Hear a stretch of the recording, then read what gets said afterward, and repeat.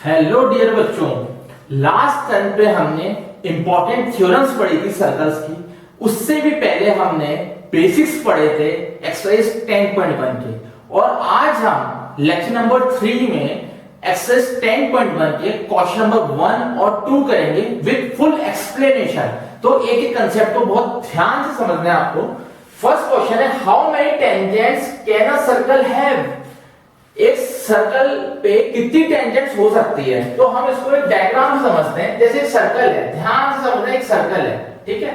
उस पे एक टेंजेंट ऐसे गई, ठीक है, एक टेंजेंट ऐसे गई, एक टेंजेंट ऐसे गई, ठीक है, एक टेंजेंट ऐसे गई, एक टेंजेंट ऐसे गई, ठीक है। तो आप देख रहे हो एक टेंजेंट ऐसे गई, क्या देख रहे हो कि कितनी सारी टेंजेंट्स बन रही है? अरे तो कुछ भी नहीं है, इनफाइनाइट बन सकती है टेंजेंट्स, ठीक है। एक सर्कल पे infinite tangents we can draw. तो how many tangents can a circle है? तो आंसर आ जाएगा इनफाइनाइट। क्या आ जाएगा? इनफाइनाइट। क्लियर हुआ? पक्का? कैसे हुआ समझ में आया? Infinite, infinite, infinite. क्लियर हुआ? ये इनफाइनाइट क्यों होगा? आपको एक्सप्लेन कर दिया मैंने कि सर्कल पे कितनी भी टेंजेंट्स बना सकते हो। आपको कंडीशन नहीं है कि एक ही बनानी है, दो ही बनानी है, आप कितनी भी बना सकते हो। तो मैक्सिमम कितनी बना सकते हो? इनफाइनाइट, ठीक है। ये सारी टेंजेंट्स है। अब टेंजेंट्स क्या होती है? चलो, प्रीवियस लेक्चर्स में हमने एक्सप्लेन करा टेंजेंट्स। अरे टेंजेंट्स सर्कल को किसी भी एक पॉइंट पे कट करके जाती है। जैसे ये टेंजेंट है, ये वाली, ये इधर कट करके जा रही है, ये वाली टेंजेंट इधर, ये वाली इधर, ये वाली इधर, ये वाली इधर, ठीक है, ये वाली इधर। तो समझ रहे हो, जो टेंजेंट सर्कल को एक बार टच करी जाती है, ऐसे टच, प्यार से टच करी चली जाती है, तो वो हो गई टेंजेंट, ठीक है, सर्कल पे। और जो उसका डिस्टेंस होता है ना सेंटर से, जैसे सेंटर O है, तो इसका जो डिस्टेंस होगा ना, ये जहां से टच करे डी पॉइंट है, तो ये हमेशा परपेंडिकुलर होगा। ये ऑलरेडी हम प्रूव कर चुके हैं थ्योरम में। अब यहां टच हो रही है, तो ये डिस्टेंस क्या होगा? परपेंडिकुलर होगा। क्लियर हो गया? श्योर हो? सेकंड क्वेश्चन पे आते हैं। A tangent to a circle intersect it in. तो सर्कल पे टेंजेंट बनाई, एक टेंजेंट बना दी, a tangent to a circle. तो एक टेंजेंट सर्कल को कितनी बार टच करेगी ये बता दो, ये इंटरसेक्ट करेगी। यहाँ पे एक टेंजेंट बनाई, कितनी बार इंटरसेक्ट करेगी? एक बार। ये वाली टेंजेंट बनाई, कितनी बार करेगी? एक बार। अरे तो एक टेंजेंट सर्कल को कितनी बार इंटरसेक्ट करेगी? एक बार। तो आंसर क्या आ गया? 1 पॉइंट। जल्दी से देखो इसको, समझ में आया? 1 पॉइंट। क्लियर हुआ? वापिस बताना है, ठीक है। नेक्स्ट क्वेश्चन पे आते हैं। A line intersecting a circle in 2 points. A line intersecting a circle in 2 point is called. अब समझो, अब इस क्वेश्चन को समझो, बहुत प्यारा क्वेश्चन है। अब देखो, मैं यहां बना देता हूं, नीचे यही बना देता हूं। अ सर्कल इंटरसेक्ट, एक सर्कल बना दो, ये सर्कल बना दिया, ठीक है।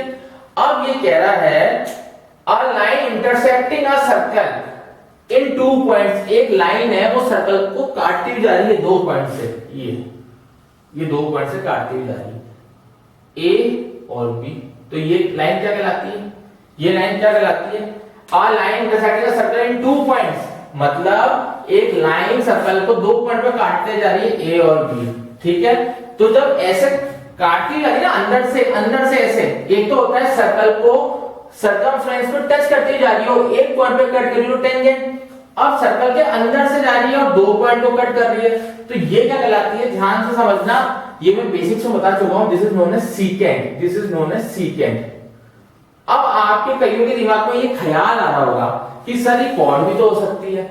तो मैं ऑलरेडी बेसिक्स में बता चुका हूं सीकेंट और कॉर्ड में फर्क क्या है। देखो, सीकेंट तो इंटरसेक्ट करती हुई जाती है, आर पार जाती है। आर पार मतलब देखो एक्सटर्नली, सर्कल के बाहर भी जा रही है। लेकिन जो कॉर्ड होता है ना, कॉर्ड वो ऐसे बाहर नहीं जाता, वो ऐसे रह जाता है, इतना रह जाता है वो, ठीक है। तो ये टच करते हुए जाता है कॉर्ड, टच करके वहीं रुक जाता है, किस पे? ए और बी पॉइंट पे। ये हो गया कॉर्ड।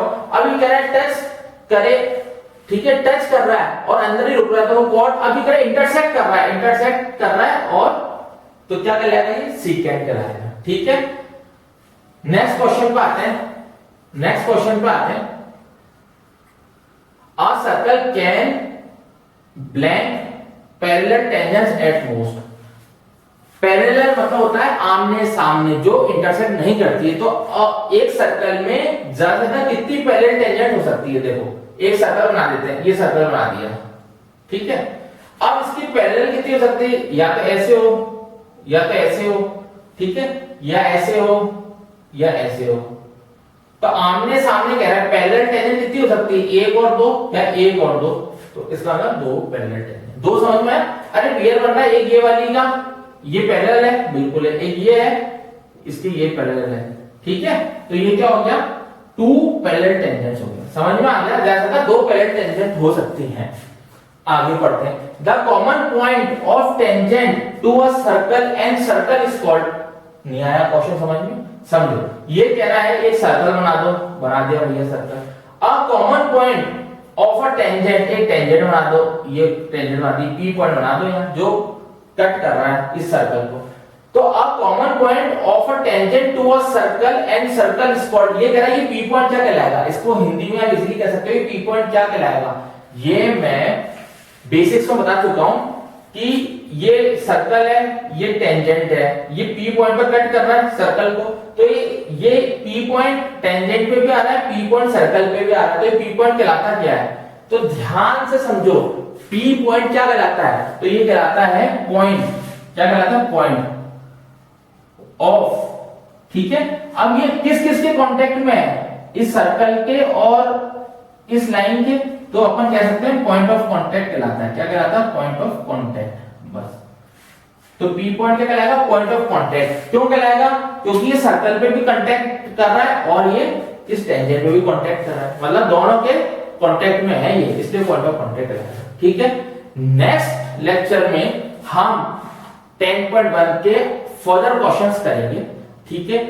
आपको अच्छे से पढ़ाई करनी है। आप हमारे प्लेलिस्ट में एक एक क्वेश्चन अच्छे से बोर्ड्स के ले सकते हैं, पढ़ सकते हैं। आपको प्लेलिस्ट में जाना है, चैप्टर स्क्रॉल करना है, सर्च करना है। आपको एक एक चैप्टर के बहुत अच्छे से प्रीवियस 15 इयर्स के बोर्ड्स के क्वेश्चन अवेलेबल मिल जाएंगे, 10 to 15 इयर्स के, ठीक है।